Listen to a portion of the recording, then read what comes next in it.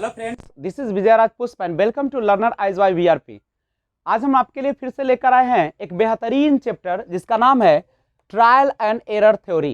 ध्यान दीजिएगा, trial and error, जिसे हिंदी में आप प्रयास एवं त्रुटि का सिद्धांत भी कहते हैं। तो ट्रायल एंड एरर थ्योरी जो देने का काम किया उनका नाम था E.L. थॉर्नडाइक, यानी थॉर्नडाइक महोदय ने और प्रयास एवं त्रुटि का सिद्धांत दिया। ध्यान दीजिएगा, वह एक अमेरिकन साइकोलॉजिस्ट थे, एक अमेरिकन मनोवैज्ञानिक थे, जिन्हें आप थॉर्नडाइक को ही शिक्षा मनोविज्ञान का जनक भी कहा जाता है, father of the educational psychologist. तो एजुकेशनल साइकोलॉजी के फादर इनको कहा जाता है।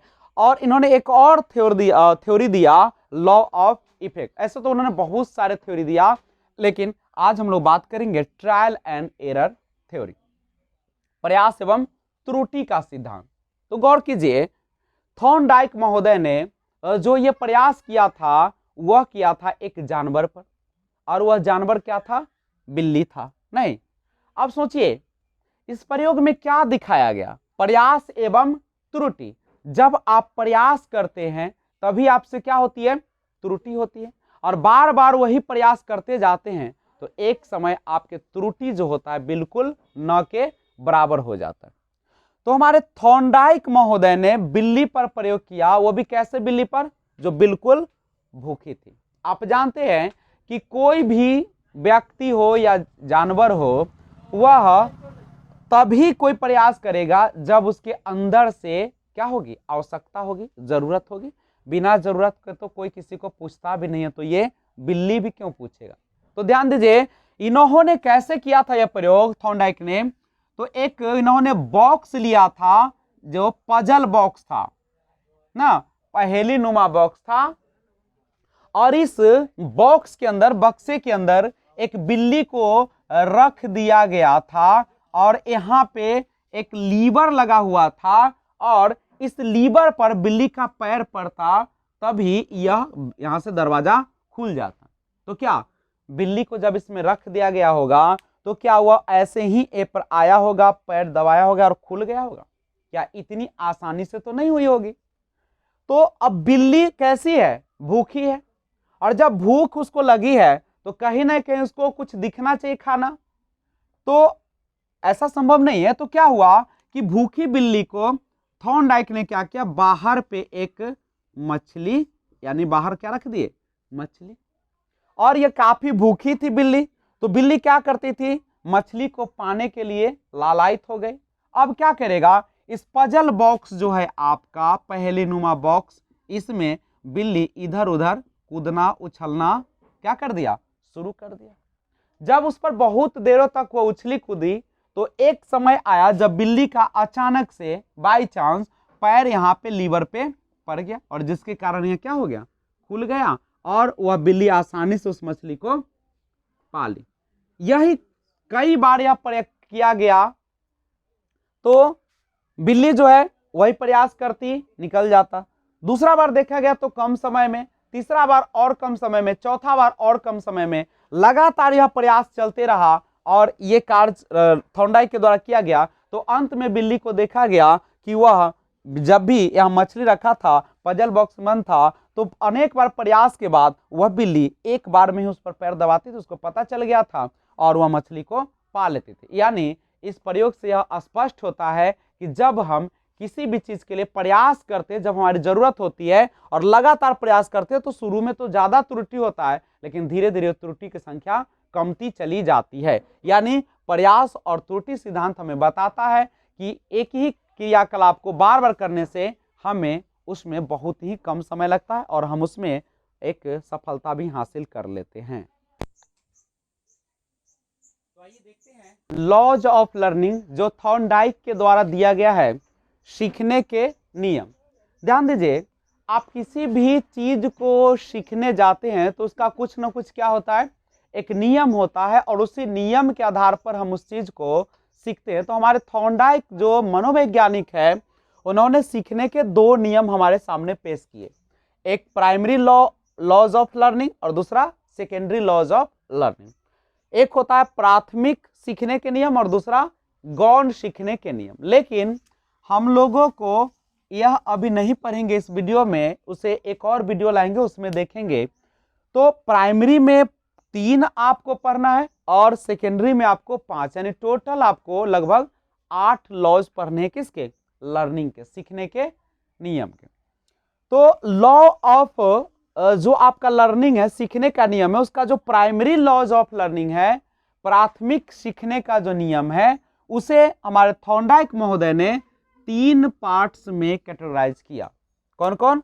Law of readiness, law of exercise या प्रैक्टिस, और लॉ ऑफ इफेक्ट। अब एक बात देखिए, जो आपके सीखने का नियम होता है उसमें जो सबसे इंपॉर्टेंट होता है लॉ ऑफ रेडीनेस, तत्परता का नियम।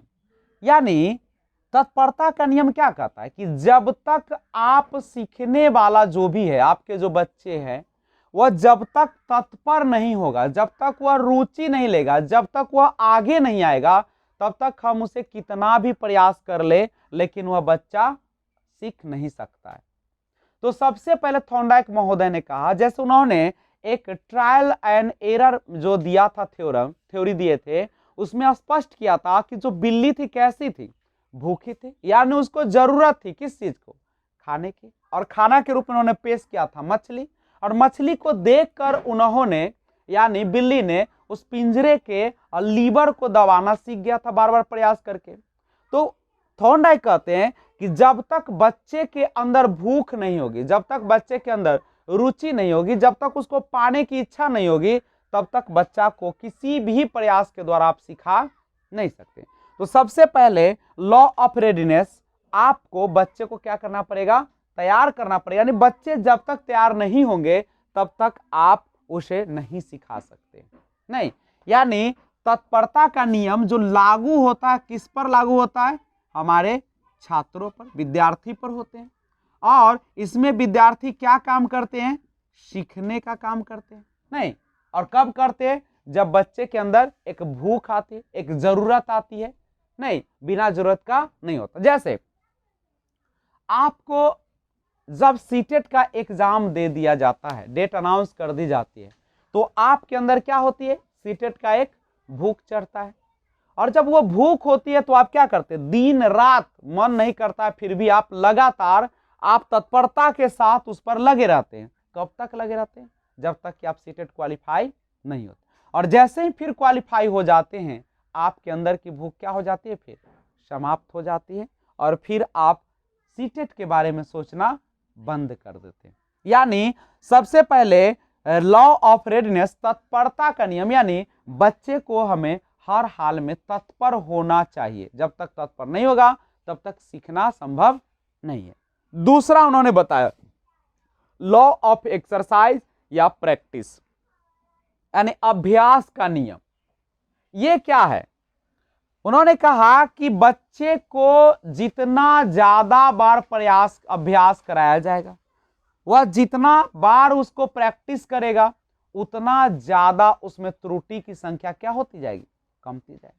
और आपको तब तक बच्चे को अभ्यास कराना है जब तक कि बच्चा पूरी तरह से त्रुटि को समाप्त न कर ले, बच्चा पूरी तरीके से उस पर महारत न हासिल कर ले, नहीं।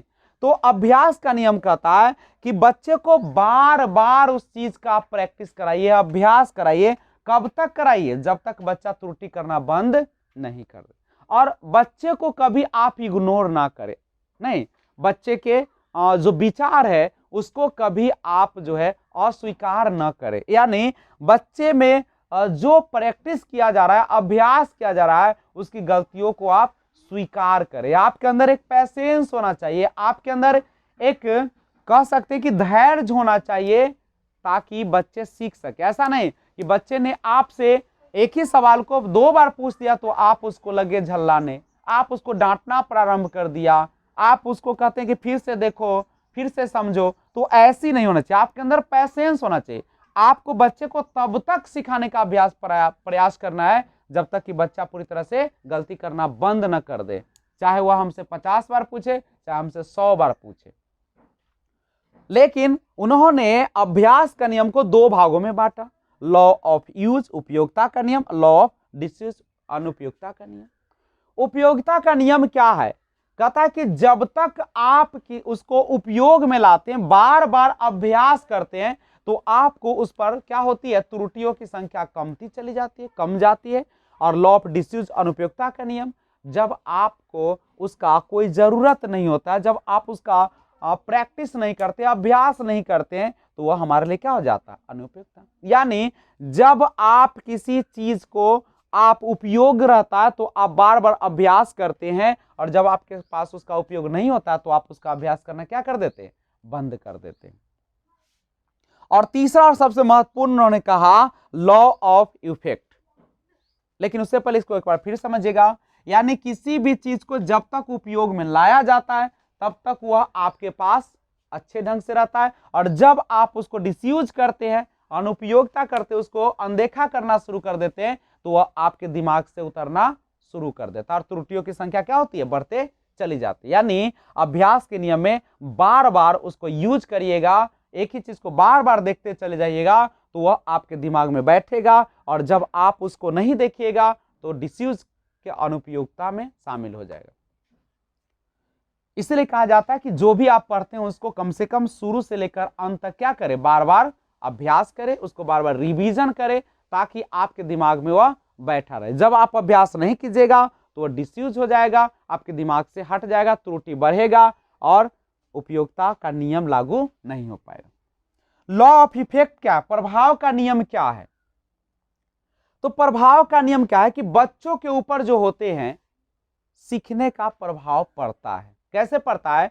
जब उसे आप सिखाते हैं एक शिक्षक होने के नाते, तो अगर आप उसे आनंद पूर्वक ढंग से सिखाते हैं, सामग्रियों के टीएलएम का यूज करते हुए सिखाते हैं, प्रत्यक्ष सिखाते हैं, मूर्त रूप से सिखाते हैं, तो बच्चे के अंदर एक जागृति जगती है, एक उत्साह जगता है, और बच्चा उसके प्रति लगातार लगा रहता है और आगे बढ़ते चला जाता है।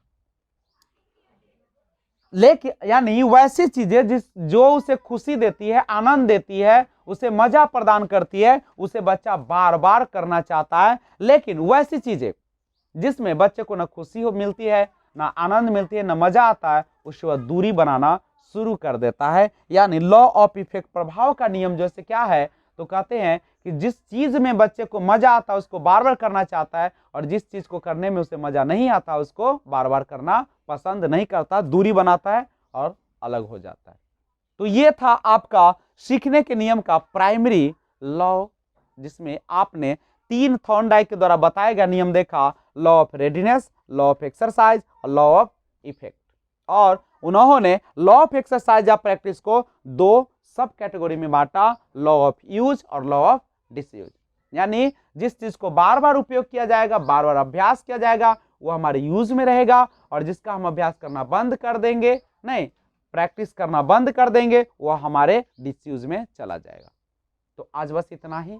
अगर आपको किसी और प्रकार की अच्छे से अच्छे वीडियो चाहिए तो आप कमेंट बॉक्स में उस चैप्टर का नाम दे, और अगर आपको यह वीडियो अच्छा लगा है तो आप ज़्यादा से ज़्यादा इस वीडियो को शेयर कीजिए और लाइक कीजिए, और इस वीडियो को आप नए व्यूअर्स है तो सब्सक्राइब भी कर दें। Thanks for watching, keep watching. जय हिंद, जय भारत।